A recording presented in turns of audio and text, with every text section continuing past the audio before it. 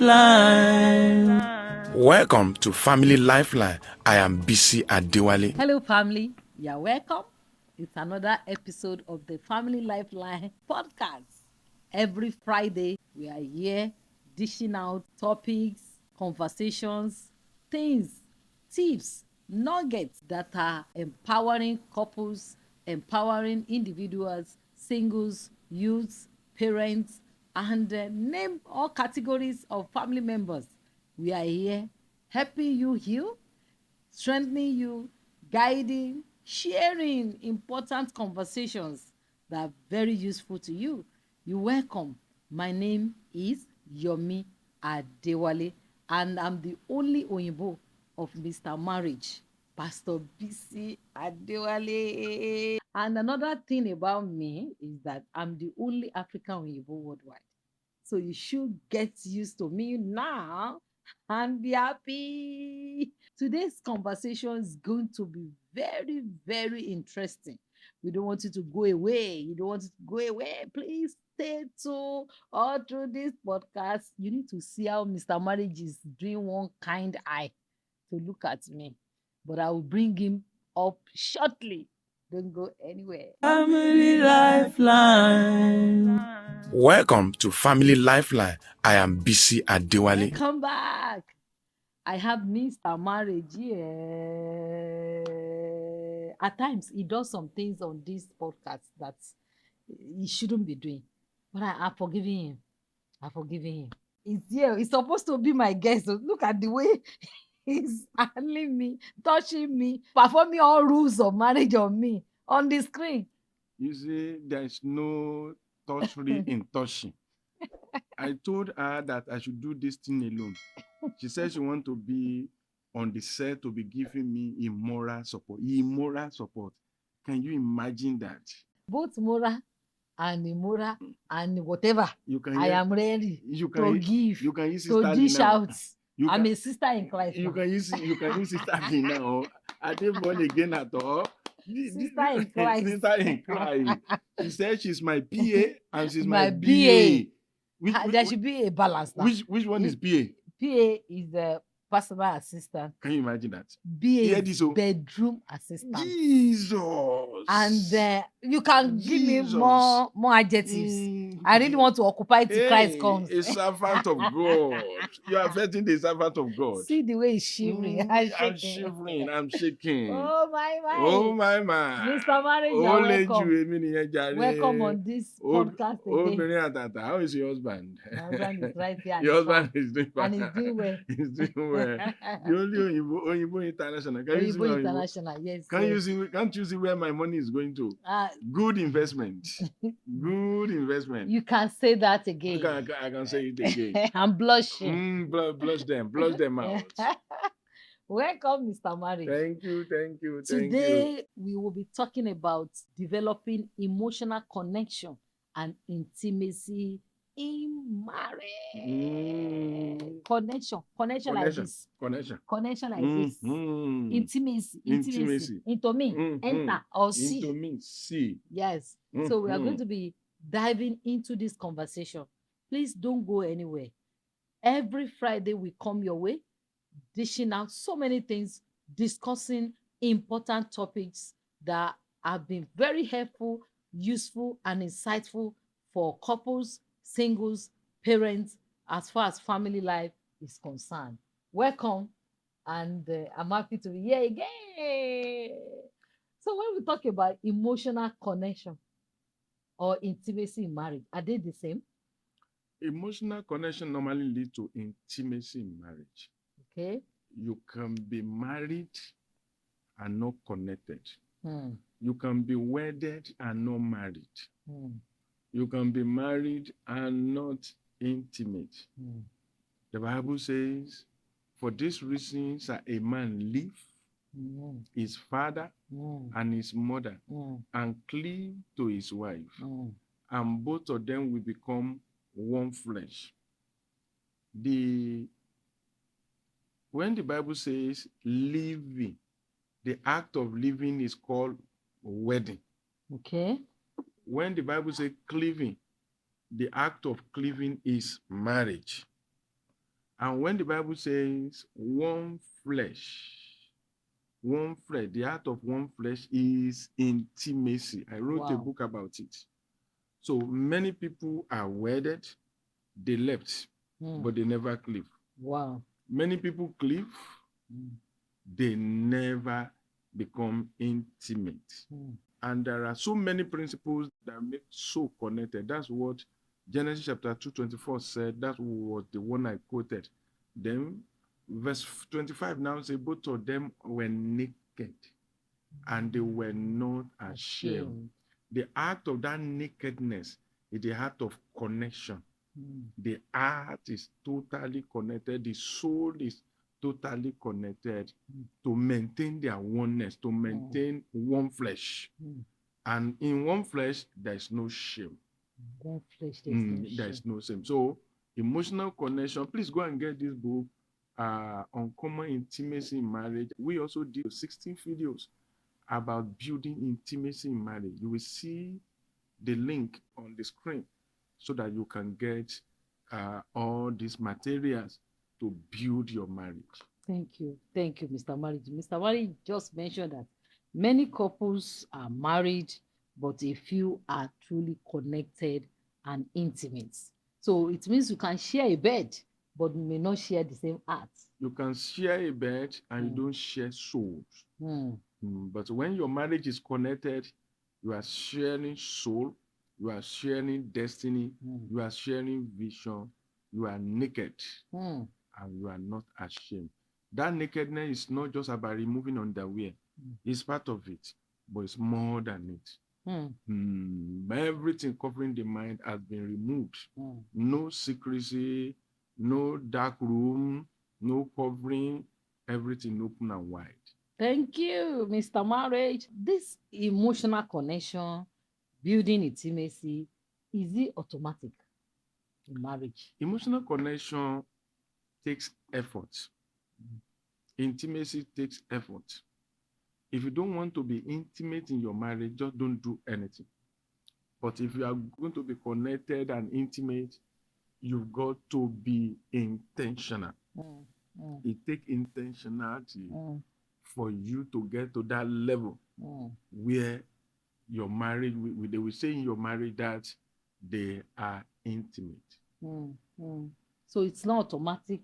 You have to be intentional and you have to build together. What journey would couples take to get to that level of intimacy? You were mentioning some bus stops the other time, that they will get to this emotional connection, then they will do this before they now arrive at the bus stop of intimacy. So what's the journey like?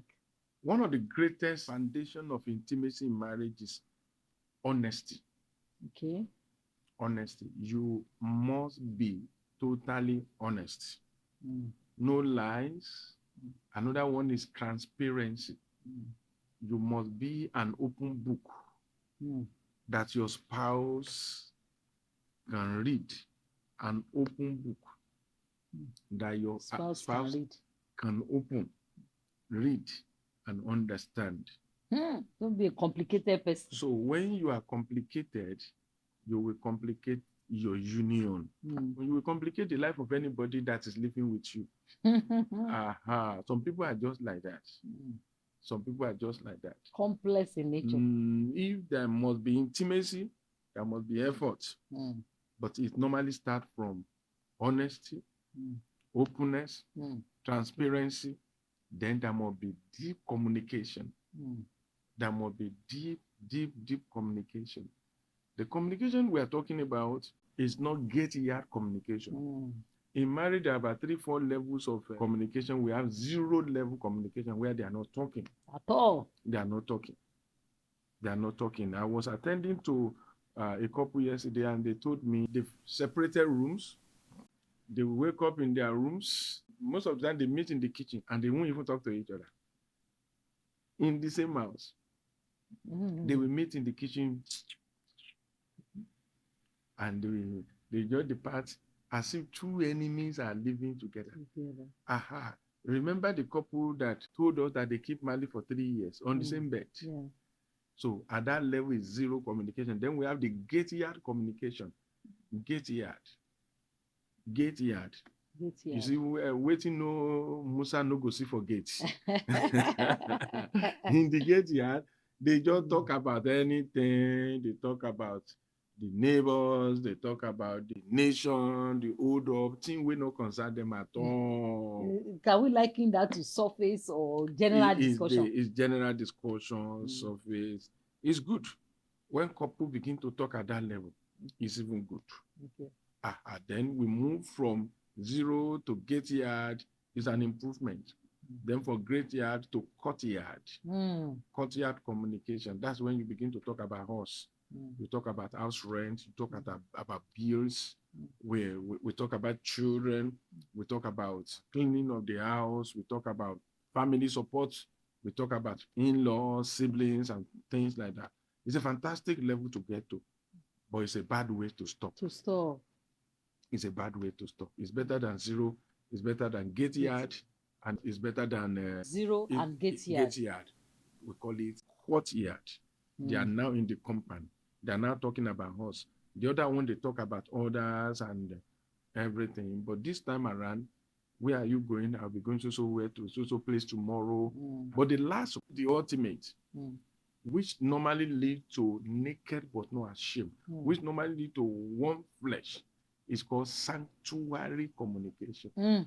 That one is deep. Inner room communication. Inner room communication. You remember that the courtyard, we're talking about things that concern us, but the inner room, we are talking about us. It's not about the children, it's not about anything, it's about us. We are talking about your vision, we are talking about your plan, your goal, we are talking about your fear, your joy, things that your spouse can never see. Except you say it out. Only less than 5% of couples worldwide normally get to that level. Less than 5%. We have a whole number of them that they will get to gate yard, they will stop. Then about 20% will get to the courtyard. For 40 years of marriage, some people may never reach the sanctuary level of communication. And this is what we normally say. Even when you get to that level, you have to continue in it. Because you can fall back. People can fall back. Just one conflict can get you back to zero level. So don't just say we are there, we can now relax. Because marriage is a continuous thing. It's a continuous growth. It's like cleaning of your house. It's like going to the toilet. It's like bathing. You won't say you went to the toilet yesterday. You won't go today. You won't go today. You have to go. It's like eating. There are many things we do that are just daily. You eat daily, you weed daily, you toilet daily, you brush daily, so you must marry daily.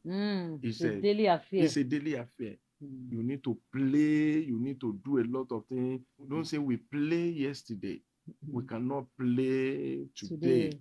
You have to play, you have to touch daily, you have to hug daily. You have to hug daily, you have to touch daily, you have to play daily. You have to, I normally say, when you are together, don't be decent. Only be recent. When you are together, don't be decent though, only be recent. When you get there, forget that you were even anointed. Just be romantic, just be recent. So that your marriage will not be disjointed. Wow. You must play together. Your hand is always on each other. Always obey THK rule. THHK rule. THHK rule. What is it? T means touching. H means holding each other. Then another H means hugging. Then K means kissing. That is THK rule. So maybe you are just together and your hand is on each other. You are touching each other. Relax. You are just relaxing on each other. You can place head on the lap of each other. You can touch each other. You can move her closer to you. And you are just talking. Doing practical. We are just doing practical. That's what you normally do. So that is how marriage is supposed to be. You don't allow husband and wife mode in your marriage. You don't allow daddy and mommy mode, and you don't allow veteran mode in your marriage. Veteran are the people, they are fought in the last 35 years, 40 years. Tired. Now they are tired, they are not friends, and they are not settled. They are not friends, not settled. They are not settled. They can never be. They are worst enemy of each other, but they never divorce. So they can never be lovers, they can never be friends, but they have nowhere to go. So they sat down with each other. Let's just be managing each other. So they are just like normal people on the street. They are just like a close neighbor, and they live like that. No touching, no holding, no cracking of jokes. At times, when we have opportunity of counseling them, when we want to counsel them and we ask them to talk, 5 minutes, they don't have anything to say. They don't have anything because they've been dislocated for a long time. A dislocated marriage normally leads to a complicated life. It normally leads to complicated life. So that is about intimacy for you. Thank you. You are just bombarding us left and right, front and back. Don't go away. This conversation is deeper than you think. We are still diving further. Family Lifeline. Can there be emotional disconnection in a Christian marriage? There's no marriage that cannot be dislocated. Either Christian marriage or any other marriage, in as much you are not obeying the rule of communication, touching, holding, hugging, and kissing. Another rule there is talking. Another rule there is dating. I wrote a book. We wrote a book about it, 42 rules of a successful marriage. When you allow touching, holding, hugging, kissing, dating, talking, when you allow all these things, the first thing you will notice is the level of argument will go down in your marriage. Then there will be feel good hormone. You will like being together. The more you want to touch more. Just try to practice it for 30 days. That we are going to touch each other, we are going to hold each other, we are going to date each other, we are going to talk. Practice it intentionally for 30 days. You will just discover that after 30 days, it becomes part of you naturally. So you just discover that your marriage is better. Then you continue. There's no time you must put hand away from the pedal. You just continue to drive along until you get there. Thank you. Some people will say, I love to be intimate with my husband, but he's not a pleasant person to be with. Is it about the person or about them? It can be. Some people are just not ready to be intimate. Some people are ignorant of what it is. Then at times culture limits some people. Some husbands believe that a man should just be a man, and a man must be hard. A man must be harsh. A man must be difficult. He must be impenetrable. Some people believe that if you play with a woman, the woman begins to look down on you, begin to disrespect you, and which should not be. And I need to balance it. Truly, some women can be like that. Some women, for the mere fact that a man plays with you, a man talks with you, a man comes down to your level, does not mean when he asks you to do something, not take it for granted. No. You see, there is a thin line between familiarity and intimacy. When you open up yourself to somebody, if that person is not wise, it can turn to familiarity. And your closeness will either go in the way of familiarity or in the way of intimacy. What is the difference? Familiarity means you are so close that it has been leading to disrespect. You are so close that the only thing you see in that person is the wrong, the weak aspect of the person. Intimacy simply means you are close enough to celebrate the personality in which they are. You love them the more, you want to be with them, and you feel like opening more to them. A woman may say, oh, my husband is not here. Oh, this is 2 p.m. He will soon be here. I trust him. You see, he must have closed in the office by 1 p.m. It will take him around 1 hour. I know my husband. That is intimacy. And 1 hour, the husband is here. Another woman may say, my husband, is he not here? I know him. I know him. He won't be here till 6 p.m. I know him. They are saying the same thing, but it means different things. The one that say, I know him. Maybe he's my husband. Yeah, I'm the one that married him. I know what I'm facing at home. Okay, she's talking about familiarity. But the one that says, oh, is my husband not here? Oh, he's supposed to have been here. I trust him. He's supposed to have been here. Now that he's not here, let's call him. Maybe the car break down and everything like that. He knows the husband enough to honor the husband. Even if the husband is not meeting up to the standard, she's still defending the husband. That is intimacy. So if you really want your marriage to be all right, you need to sit down and intentionally build intimacy. Because intimacy is the other side of divorce. Divorce is the end point. Intimacy is the high point. Wow. Intimacy is the high point. High point. Divorce is the end point. Marriage normally crashes from intimacy down, gradually. And if you are not doing anything, it can take 5 years. It can take 10 years. You just find yourself in separation, in divorce. Divorce does not happen overnight. Except you use a caterpillar to put down a house. The house will not just fall down anyhow, but the crack will be there. The crack will be there. Little by little, you didn't do anything, the wall will be giving way. Then one day they will say the building collapse. It will be giving signs and signs. And so many marriages are like that. Don't allow your own marriage to be like that. Don't allow your marriage to be like that. Please make sure you share this message. Watch it with your husband, watch it with your wife, so that you can know the level of intimacy, the level of connection that you have in that marriage. Thank you.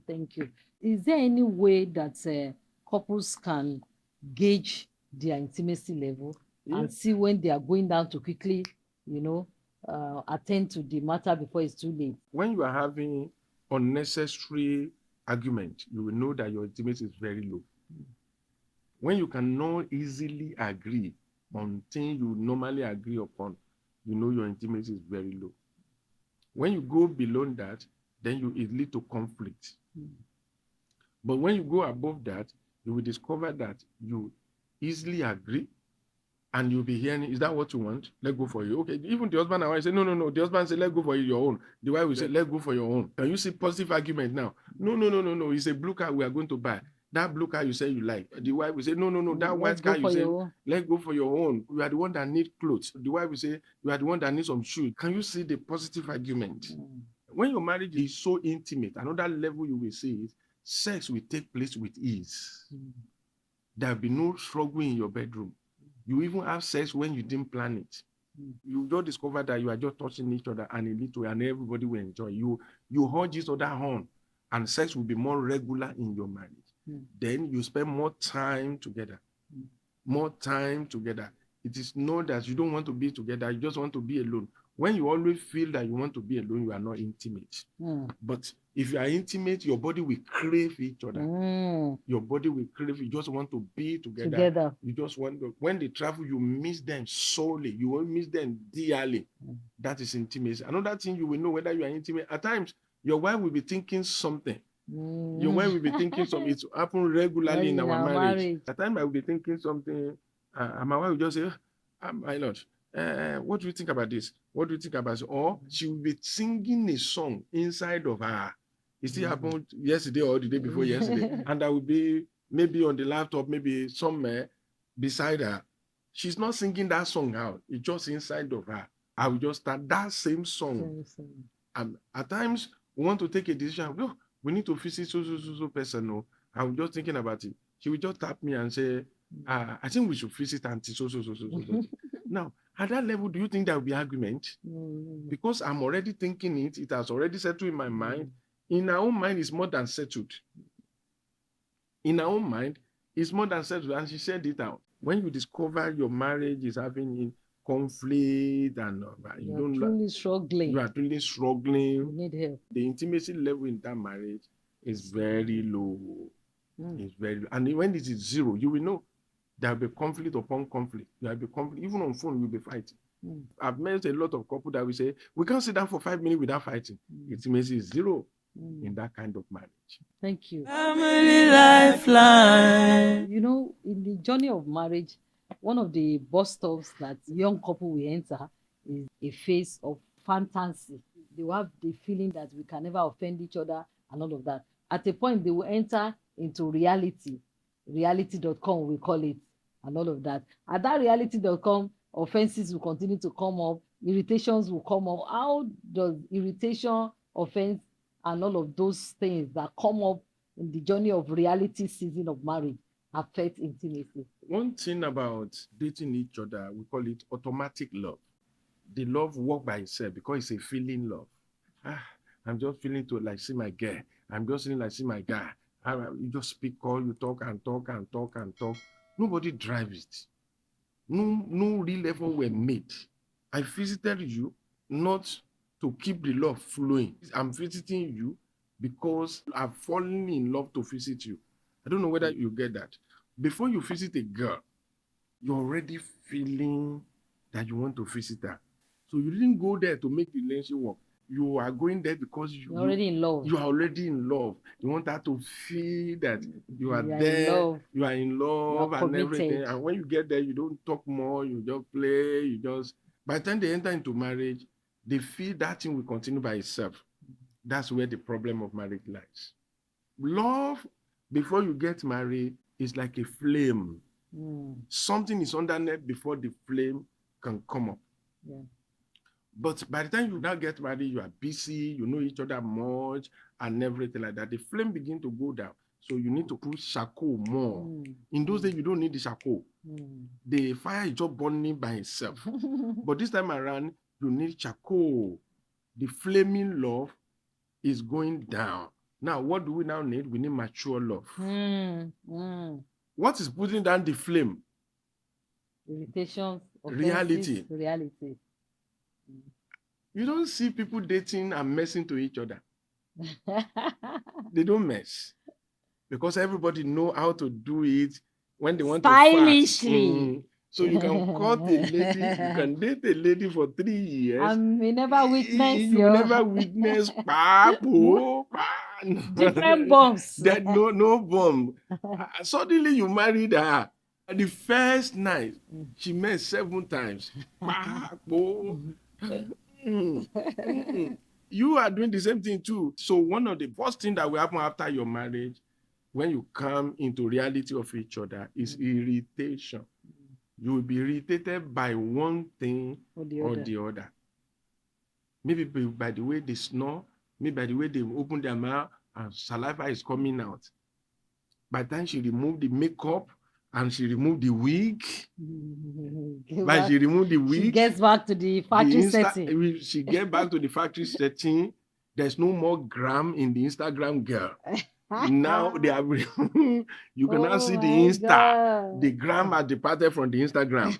You can now see the girl iPhone has turned to Nokia 103310. You will now say, if she's using any paddle, all the padded thing has been removed. The one here has been removed. Extra the one board. that look extra board, that look heavyweight is now flat screen. Anything can irritate. The way they munch food can irritate.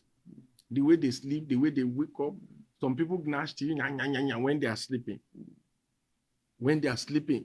So a lot of things will irritate us because we are human and we are totally different. If you don't manage that irritation well, the flame will begin to go down. It begins to generate healed feeling inside of you. The guy has not offended you. The guy has not offended you. It begins to generate healed feelings. What's the meaning of this now? When should be doing this? Right? And if she's not very well, you even beat her bum and turn her to the other in anger.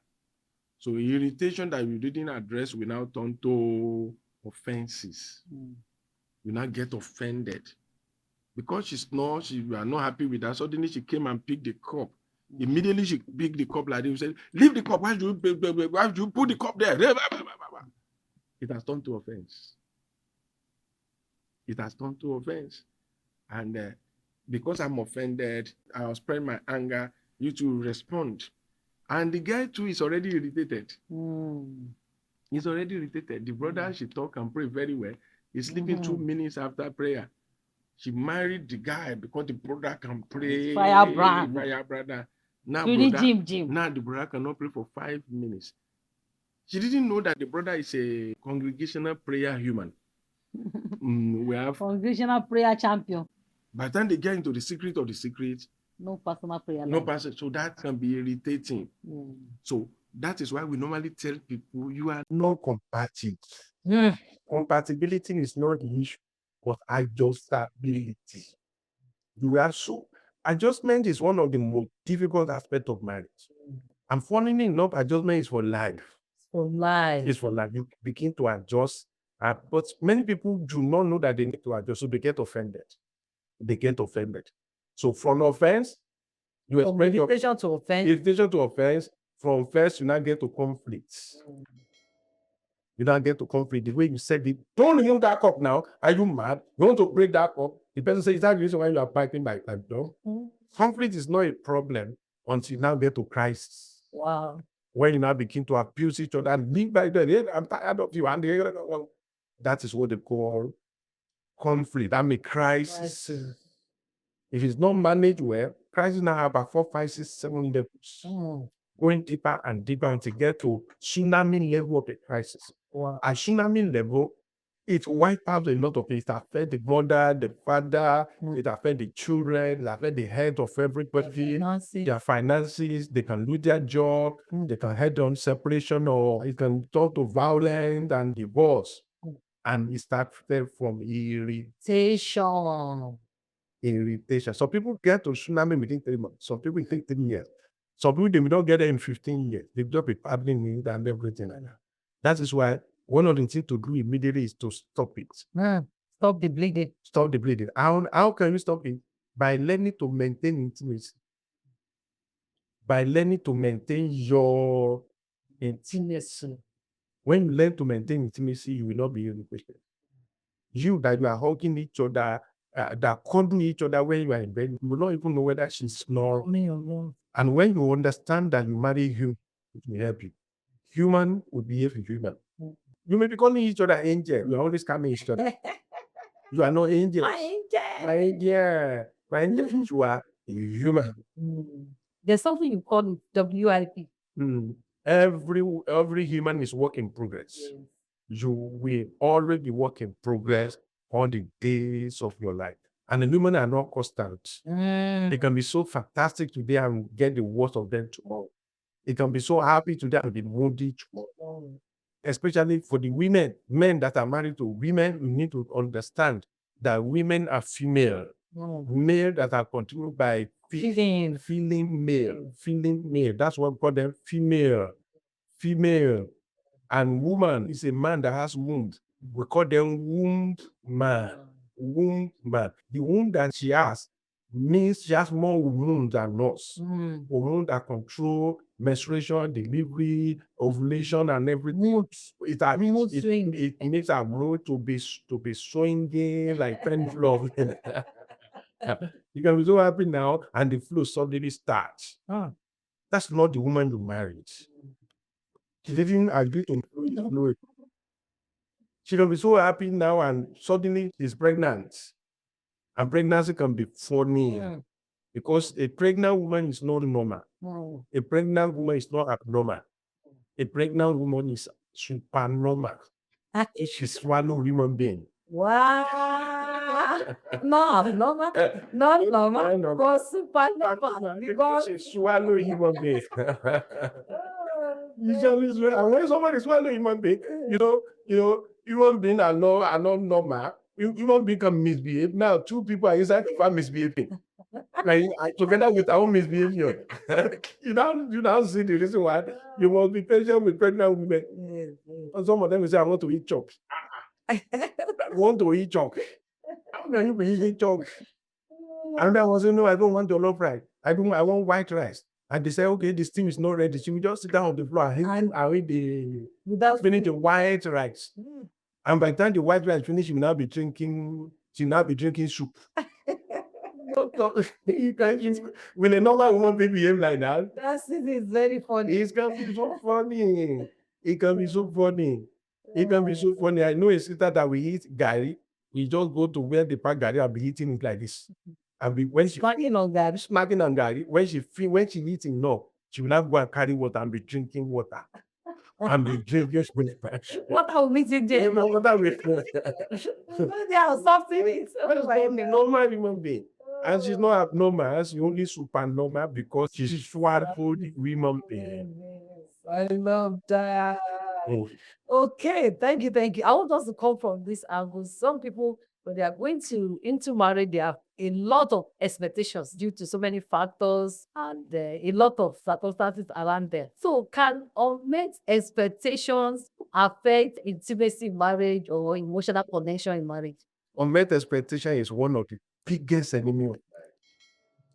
Expectation is one of the biggest enemy of marriage. Let me tell everybody, nobody can meet your expectation. Our expectation most of the time are not realistic. At times our expectation is not considerate. It's not considered, and our expectation at times is not communicated. So at times it's not realistic, at times it's not considerate, at times it's not communicated. I dream that when I get married, I'll be having sex 24/7. Won't you go to work? If I can just get married. Every day sex. We didn't consider the other party. And let's say you are even thinking that way, that sex should be every day. Did you communicate it to your partner? to your partner? Maybe in courtship, maybe in marriage, you never discuss it. My husband will be paying all my bill. I'm just looking for somebody that will pay my bill. And the salary of the guy is 180,000. How will, if that salary is not enough for him alone, now you join him. And when you join him and marry him, you brought your mom to live with you. Everything is on 250,000 naira salary. So how are you going to manage that? How are you going to do that? So unrealistic expectation, inconsiderate expectation, uncommunicated expectation, we all combine together to become unmet expectations. And when expectation is not met, it can generate irritation. It can generate offense. It will generate conflict and lead to crisis. So expectation is the real problem in marriage. Thank you. We have been learning, and I know you are learning. So how do we help people when they got to the reality.com in marriage? They allow that to set them apart, offenses, irritations, and for so many years they have disconnected. How can they learn the art of connection again and intimacy? They will need help. That's why we normally encourage people to register for our marriage clinic. Yeah. Go to bisiadewale.com/marriage clinic. Go and register. When you discover that your own has gone beyond irritation, offenses, you are no more talking to each other, we need to reset your mindset. We need to help you reset things and get you back to the level of intimacy. Go to bisiadewale.com/marriage clinic or see the number scrolling on your screen to register for this. It will be a personal thing on Zoom or in our office physically. We help you. It's not just marriage counseling, it's a marriage clinic. It's not just marriage counseling, it is a marriage clinic. How can things around couples, people around couples contribute to their disconnection, emotional disconnection? People around couple do not contribute to emotional disconnection. It is couple himself that give them permission. If you give them permission, if you give people 1 inch, they will take 1 ruler. If you take 1 ruler, they will take 1,000 meters. So that's why I kept on saying, third party is not the one that destroys your marriage. You that brought third party into your marriage, you are the one that destroys your marriage. You see, people normally empower people in their marriage. You can empower your aunt, you can empower your uncle, you can empower your parent. And people recognize the power dynamics. The power dynamics in any marriage. They know the level of their power. That's why nobody will just summon my wife. Bisi, tell your wife to come and see me now. She has something to do for me. Nobody will do that in my family because the power that I don't give anybody that kind of authority from day one. I don't give anybody, and I will not do it to the wife of anybody. I will not do it to the wife of anybody. But now, I need your wife to come and sweep my house, to come and do this, to come and do that. I won't do it for anybody. Yeah. So, and I won't permit anybody to do it for me. And people around me that are superior to me, they understand it because I didn't give them source authority. But many of you, you give them. I know a man that told the mother, now that I'm married, my wife will come to your house every Saturday to come and wash your clothes. Every When she's not a slave. and the mother was very happy and blessed the son. So he told the wife, Mama said you should come on Saturday. He didn't tell the wife that I was the one that sold you out. Ah. So the girl went first time, second time, almost 1 to 3 months. She got tired. At the stage, she became pregnant, and Mama got angry that she was no more coming. They even termed her to be a bad wife because the husband sold her out. So the way you handle people in your life matters. That's why there must be boundary. Yeah. There must be boundary. You must let people know their boundary. There must be wall. You are going to make wall around your marriage against some people. Some people, it is boundary they need. The wall against all your ex, all your friends that are not good in marriage that want to destroy your home. Want to destroy your home, you make a wall around your marriage. But for people that are close to you, no matter how close, even to your children, there must be boundaries. There are some decisions, there are some talking will be doing when the children enter into the room. We say adult talk, excuse us. Excuse us. They know that we love each other more than we love them. Anything we love them is excess of our love. We didn't permit them, we didn't give them that authority. We are parents, we didn't give them that authority to have dominion over our marriage. So it is not people around your marriage that destroys your marriage. It is you that invited them. You declare vacancy and you employ them to become the managing director of your marriage and the CEO. And that's the problem. That's the problem. Thank you. Thank you. Family Lifeline. Please, the issue of love language. If somebody's love language is gift, somebody's love language is act of service, how does he also support intimacy and emotional connection in marriage? The issue of love language is about what makes you feel loved. Okay. If somebody's love language is receiving gift, but you are not giving any gift, you are just spending time with her or him, the person may not appreciate your efforts. Because you are not speaking his or her love language. A woman love language, a pastor wife love language is touching. The husband went and bought a car. Is there anything bad in that? Not at all. See, the wife was sad, was not happy. When they came to my office, they only say, my husband is a good man, but my husband does not love me. My husband does not love me. The man said, I love you. What do you mean by that? I don't love you? I love you. How can I say, I even bought a Jeep for you recently, a brand new Jeep for you. The woman said, say Jeep ni love. Is Jeep love? I look, the man was bewildered. I said, Kiwa ni love. The woman said, okay, the man said, what is love? Since my Jeep does not qualify. I wanted to express my love for you. I saved money for this car and I bought it for you. And the woman said, now you are asking me for the first time what love is. Wow. And they've been married for 17 years. No conversation around around the love line. So I asked the woman, what is love? Okay. I didn't say, what's your love line? I said, what is love? She said, hugging. Hugging is love.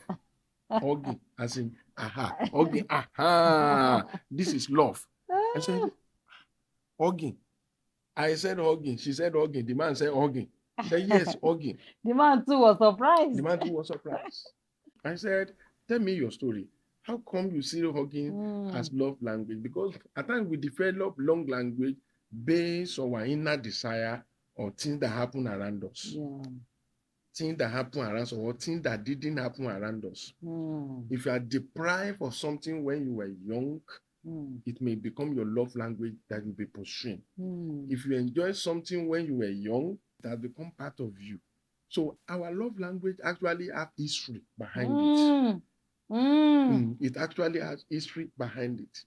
But you are not sharing this history. You are not talking to anybody about it. I said, so hugging is not. I said, yes. I said, tell me your story. Where did you get it? He said, I live with my uncle. who married a black American. They lived for 14 years in the US and moved back to Nigeria. And I stayed with them for more than 10 years. I saw raw love. I said, what is raw love? He said, raw hugging. Okay. So she saw it for 10 years. It has become implanted in her heart that marriage is hugging. She doesn't know what happened after that, whether they beat each other, whether they fight each other. But the fact that said, I caught them more than thousands of times just hugging each other. Just hugging in the compound, in the house, just hugging each other. The pastor said, let me tell you my story. He said, my dad happened to be a Muslim, married to 4 wives. My mother is the 3rd one. I never saw my dad hugging any woman. Talk less of hugging my mother. When I was 9, my mother divorced my father. So my mother took me to her brother, my uncle, who is also an Alhaji and married to 3 wives. So I never witnessed in my life anybody hugging. I mean, which one will man hug among 3 wives? I witnessed it in my life. Eventually, I got to Unilag. I became born again. I became a child of God. Became born again. Then we met and we married. You see, for the member that he is married does not change the fact that he has never seen it before. At times, we assume that some people we know who taught them. That's it. Who taught them? That is why what we need to do is to learn. So right there, I told the woman to get her, the husband to get her. Oh yeah, hug each other. By the time they hug each other in my office, the woman burst into tears. She began to cry. I wanted to disengage, then she didn't allow it. They hugged for almost 1 hour on them, and that was it. That was that. By the time they sat down, we were able to resolve all other conflict with them so easily. So it is part of it. Love language, you need to know the love language of your spouse and speak it. And I want to warn us, love language can change. It's not static. Love language can change. A young wife in your house, love language is maybe gift until she becomes pregnant. When she becomes pregnant, she now wants you to do something around the house. So it has moved from gift to act of service. But you are still buying granules, you are still buying anything, and you are not doing anything at all. She's not feeling it. She will not feel it. It will not touch her heart. It will not touch her heart. So one of the best things I normally tell people, learn the 5 languages and be speaking of. Because actually everybody wants the 5, but one is more predominant than the other. That's just the difference. Wow. Thank you. There are some important things that come up these days. You see somebody talk about see finish in marriage. You also talk about it, POP, monotonous situation in marriage. How can we address all of this so that we prevent disconnection between a husband and his wife in marriage? POP is pride of performance. Pride of performance is when you feel that you know all. You don't need to learn more.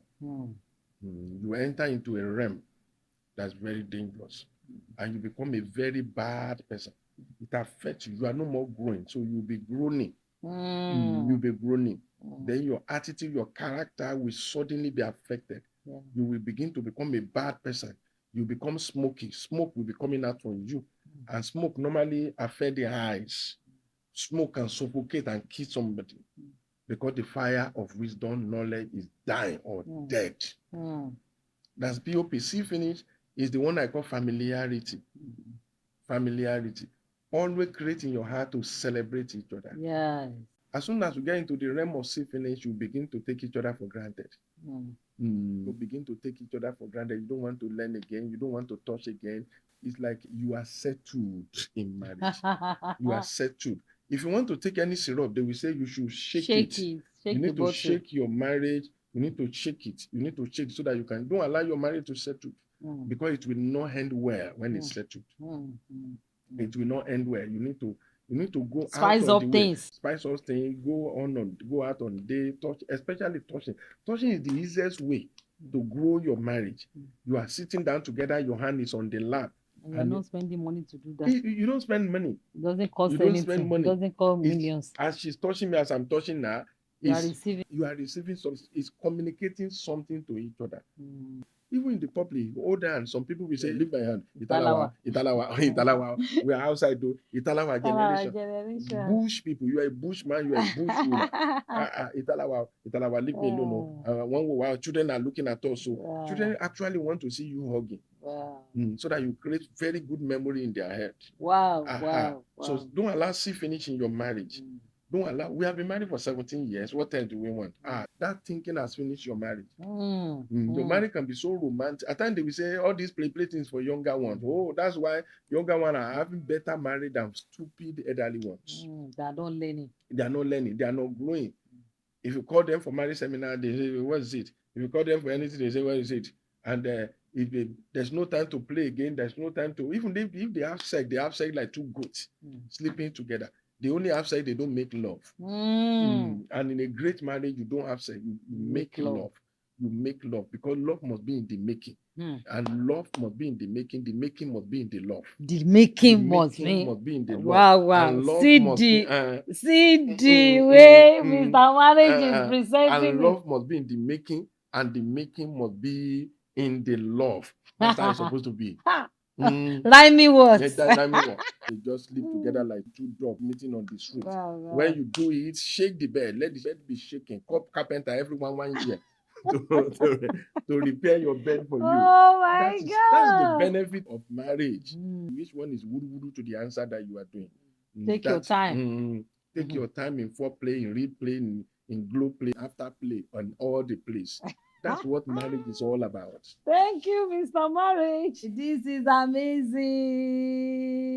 Emotional connection and intimacy in marriage. Family Lifeline. So let's go on the final conversation on this subject. So please, from the book Uncommon Intimacy in Marriage, you mentioned earlier that you should do marriage daily. It should be a daily affair. Just make sure you do something intentional, do something romantic, do something beautiful. Can you take us through a few things here that will help couples to know what to do daily? Some people have lost the creativity of what to do daily. When you abandon your marriage for a man, your marriage will abandon you for 10 miles. So you'll be 11 kilometers from each other. You'll be 11 kilometers. In this book, I spoke about couples classification based on their intimacy level. We have some people in the house, they are fight mates. They fight and fight. We have some people, they are cell mates. It's like when you put two prisoners in the same cell, the same very small cell. Some people, they are housemates. It's not a cell, it's just housemates. They be what we call plastic marriage. They don't touch, they don't play. Then we have the one we call soulmate. Soulmate are the one that are in sanctuary communication. Their soul is connected. Their life is connected. Their life is connected. Their plan is connected. You'll be hearing, let me talk to my wife about it. Let me talk to my husband about it. That is the kind of marriage supposed to be. So now, if you must be soulmate, you must involve all the phases of intimacy in your marriage. All the phases. How many phases do we have? We have 20 phases of intimacy in marriage. 20 phases of intimacy. Please go and get this book. Go and get it immediately. One of the first phase of intimacy is spiritual intimacy in marriage. Where you pray together, you study together, you go to the same church, you serve God in the same way. Then physical intimacy. Physical intimacy involves sitting down in the same place, spending time together. And when you are sitting down, don't sit down on 3-seater that you cannot touch each other. Sit down on 2-seaters like this. Close to each other. The farther you are, the farther your soul will be away from each other. The farther your soul, the closer you are, the better you can touch. We kept on talking about touching. We kept on talking about touching. We also have emotional intimacy. This intimacy created through sharing of your feeling, your vision, your ambition, your plan, your pain, your passion, your appreciation, your thought. And I'm thinking about something, your belief. It involves openness of your mind. Then we have the one we call mental intimacy. Mental intimacy have to do with when couples develop the same thought level, the same belief in the same thing. Your mentality is the same. We believe that we must not be wearing red, and it has become our usual thing. We don't wear red. We don't wear red. When you get to that level, it's a mental intimacy. You have the same mentality. You have the same mentality. When we say people should not be driving in the night, and both of you believe in that. So if somebody say your husband must be on the road now by 1 a.m., say no, my husband will be in an hotel now resting. He won't do it because it's our belief. So that's mental intimacy. Then social intimacy, you make same friends together, you involve yourself in being friendly with each other, and you have the same cycle of friends. We also have intellectual intimacy. When you are learning the same thing, you are reading the same book, you are attending the same university of learning, university of life, you are watching the same video. Can you get it? Do you know this? You are having intercourse of ideas. Then vocational intimacy simply means maybe you are working together, though you may not be in the same profession, but you know a lot of things about each other's professions, and you are helping each other. I remember an uncle of mine who was a electrical engineer. The wife was working maybe as an accountant there, but I can't remember. And one day we were in the house, and the meter was bringing out fire. Every one of us were like, what happened? The girl just went there immediately. They were not married. The girl just carried one stool and climbed the place and began to separate wire from wire. Even our own uncle was like, where did you get this? He said, the guy I'm dating is an electric engineer. And I've been learning it. Wow. And she separated everything. She was like, and she did everything. And said, do this for me, bring this partner for me, bring this clinical for me. And just like that. They were not married. Wow. They were not married. That is vocational intimacy. She will never be an electrical engineer, but at least she's married to an electrical engineer. So that is another one in domestic intimacy, when everybody can do one or two things And supporting each other in the house. Number 9 is recreational intimacy. Recreation, when you can play together. You see, if you cannot play together. If you cannot play together, you are wedded, but you are not married. You are wed, you can relax together, you can have vacation together, you can have staycation together. Staycation is when you stay at home together. Vacation is when you go out of your house and you can play games, you can do a lot of things, you can laugh together. Another one is parental intimacy, when you raise your children together. You raise your children together. Another one is project intimacy. You want to build a house, you build it together. When we're building our house, all our mindset, effort is all our finances, all our everything, all our thinking. Any artisan we want to fight, we fight the artisan together. To build a house, to do a lot of things, we decided who will be the tiler, who will be the painter, we're talking and talking and talking. That is project intimacy. Then success intimacy. When the house was ready, we celebrated it together. Challenges intimacy. When my late grandmother was very sick, it was a challenging moment for both of us. And both of us stopped going to work. We were going to the hospital together. It was our challenge. When we lost him, we mourned together. We mourned together and we overcame together. It was a trying period in 2010, and we passed through it together. We pass through it together. Then financial intimacy, when you learn to make money from the same direction and you focus your account, your purse, your pocket toward the same direction, the same project. Some people are having joint accounts, nothing bad. Some people is joint spending, nothing bad. Whatever works for you. There's transparency, there's openness. That's financial intimacy. Number 15 is cultural intimacy. We came from different families, different city, different town, different tribe. You need to marry this culture. You need to marry this culture, or the culture will marry your marriage. You need to marry. That's what is called cultural intimacy. Then we have matrimonial intimacy. This is when you learn to live in peace and joy with your spouse. You live in peace. It's time to blend your ideas about marriage. I came with an idea, you came with an idea, you came with an idea. What is love? We have different definition for it, but you marry it together, then you learn to understand your spouse, to spend time together, to offend each other, defend each other, and forgive each other, and still move on, still married. Then we have experiential intimacy. This involves getting to know each other more deeply by sharing life experiences. What happened to you in your primary school days, in your secondary school days, that your spouse may never know. It brings you deeper and deeper together. Then we have creative intimacy. This involves doing things together creatively. So we have intellectual intimacy. This involves sharing the deepest idea, talking about new skill, new hobby, reading books together, and discussing and sharing discovery. So number 20 is sexual intimacy. Sexual intimacy is one of the most important determinants of healthy marital destiny. It is not just about sleeping together, it's about love making. It's about making of love. The one we are talking about with the other, it's about making love and love making and making of love, and enjoy sex deeply with each other.